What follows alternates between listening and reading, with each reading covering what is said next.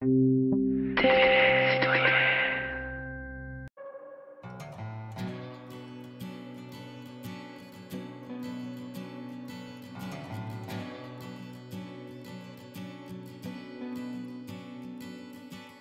exposition qui a été menée en partenariat avec la ville de Chambéry, voilà, sur le patrimoine et comment explorer le patrimoine à travers nos deux univers artistiques.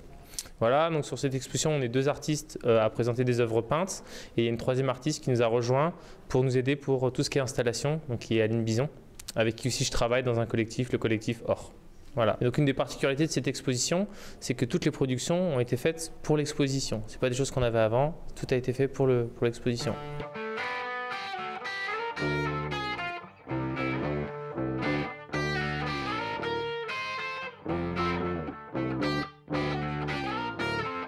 Moi j'ai plutôt un univers donc plutôt vraiment peinture géométrique abstraite.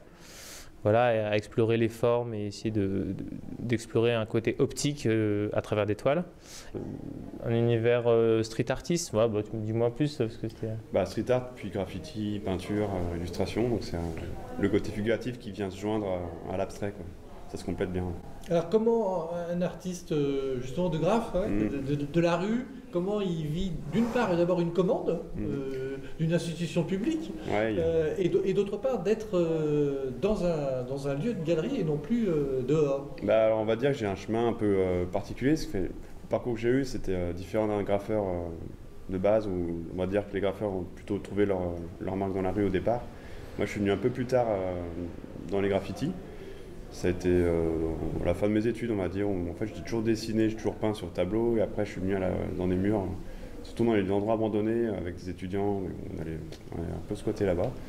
D'une part pour faire des photos, pour la beauté des lieux, et puis après ensuite pour découvrir la bombe. Donc c'est venu un peu tardivement. N'oublie pas qu'à côté, voilà, la bombe c'est quand même un outil qui est primordial pour moi. Et là, petit à petit, je commence à avoir de plus en plus de commandes pour des fresques, quoi. Ça, c'est aussi un autre challenge. Étant un peu touche à tout, tous les deux d'ailleurs, on a trouvé que c'était intéressant dans un lieu d'essayer de donner un peu plus que ce qu'on a l'habitude de voir dans une simple galerie, autre que de mettre des tableaux accrochés au mur ou des sculptures sur des plots. On peut se servir des lieux pour s'inspirer de la thématique qu'on a voulu donner à notre exposition. Donc là, c'est notamment la ville de Chambéry. Donc on s'est dit, voilà, on a repéré 2-3 passages dans la galerie, on s'est dit, là, si on peut, ça serait vraiment intéressant de pouvoir immerger les gens vraiment dans notre parcours artistique et le parcours urbain et qui fait patrie aussi du patrimoine. Ce qui est très intéressant, c'est d'avoir reconstitué la rue, un passage dans une galerie. Et c'est une rue qui a été... l'idée de l'exposition, c'est quand même que les gens en fait, finalement rentrent comme dans une œuvre d'art. Et après, ils décortiquent, il y a plusieurs œuvres d'art dans l'œuvre d'art. Et la rue, c'est vrai que c'était une vision qui représente finalement nos univers artistiques réciproques.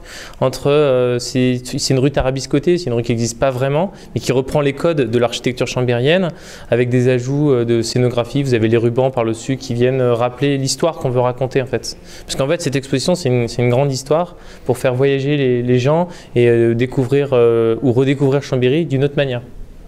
On vient vous voir un peu tard, c'est encore jusqu'à mercredi, je crois. Ouais, mercredi inclus jusqu'à 19h, on est ouvert tous les jours.